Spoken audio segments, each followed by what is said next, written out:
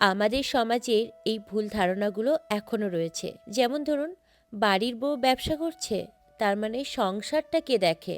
এখনো অনেক মানুষের ধারণা বাড়ির বউরা ব্যবসা করলে তারা নাকি সংসারের কাজকর্মতে কোনো মন থাকে না, বাচ্চাদেরকেও দেখাশোনা করতে পারে না। আমরা যারা ব্যবসা করি বা জব করি, তাদেরকে কম বেশি এরকম অনেক মন্তব্যই শুনতে হয়। এই ভুল ধারণাগুলো আমাদের সমাজে বহু দিন ধরে চলে আসছে। কিন্তু আমার প্রশ্ন হলো, একজন মেয়ে ব্যবসা করলেই কি সংসার উপেক্ষা করে? না, বরং সেই মেয়েটি সংসারের প্রতি আরও বেশি দায়িত্ববান হয়ে ওঠে। সকালবেলা ঘুম ভাঙতেই সে রান্নাঘরে যায়, পরিবারের সকালের খাবার ঠিক করে, বাচ্চাদের স্কুলে পাঠানোর প্রস্তুতি নেয়, তারপর নিজের ব্যবসার কাজ শুরু করে, নিজের কাজ শেষ করে আবার বাচ্চাদের পড়াশোনা দেখতে বসে। এটা কি সহজ? না। একজন মেয়ে জানে কিভাবে নিজের সময় ব্যালেন্স করতে হয়। যারা ভাবে বউ ব্যবসা করছে মানে সংসার মন দিচ্ছে না, তাদের জন্য বলছি, একজন মেয়ে যখন ব্যবসা শুরু করে তখন সে শুধু নিজের জন্য নয়, সে চায় পরিবারটা আর্থিকভাবে স্বাবলম্বী হোক, সে চায় সন্তানদের জন্য আরও ভালো ভবিষ্যৎ গড়ে উঠুক। একজন মা কখনোই তার সন্তানকে অবহেলা করে না, বরং সে তার পরিশ্রমের মাধ্যমে সন্তানদের আরও শক্তিশালী গড়ে তোলার চেষ্টা করে।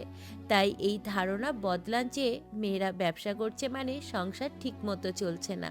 বরং ভাবুন, মেয়ে যখন ব্যবসা করছে তখন সে পরিবারের পাশে আরও দৃঢ়ভাবে দাঁড়াচ্ছে।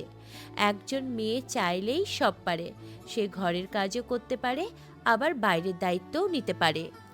কারণ সে জানে সংসারের উন্নতি তার নিজের উন্নতি। আজকের দিনের মেয়েরা শুধু ঘরেই সীমাবদ্ধ নয়, তারা বাইরে গিয়ে নিজেদের স্বপ্নও পূরণ করছে, আর সেই সঙ্গে পরিবারকেও এগিয়ে নিয়ে যাচ্ছে। তাই আর প্রশ্ন তুলবেন না, বউ ব্যবসা করছে তাহলে বাচ্চাদেরকে দেখছে। কারণ একজন মা সব কিছু ব্যালেন্স করে চলতে জানে। মেয়েরা শুধু সংসার সাজায় না, তারা স্বপ্নও সাজায়, আর সেই স্বপ্নের মধ্যেই পরিবারের সুখ খুঁজে পায়। চলুন, আজকে অনেক কিছু বলে ফেললাম। এই ছিল আজকের আমার ব্লগ। কেমন লাগলো আজকের ব্লগটা আমাকে অবশ্যই কমেন্ট সেকশনে জানাবেন। আর এই যে এত সুন্দর সুন্দর কাজগুলো দেখছেন, এগুলো কিন্তু ওই যে একটা মায়েরই কাজ, যে সংসার সামলে বাচ্চা সামলে নিজের ব্যবসার জন্য ছুটে এসেছে, তারই পরিবারের পাশে দাঁড়ানোর জন্য।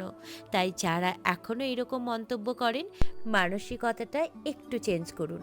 ভালো থাকবেন, সুস্থ থাকবেন। দেখা হবে অন্য ব্লগে।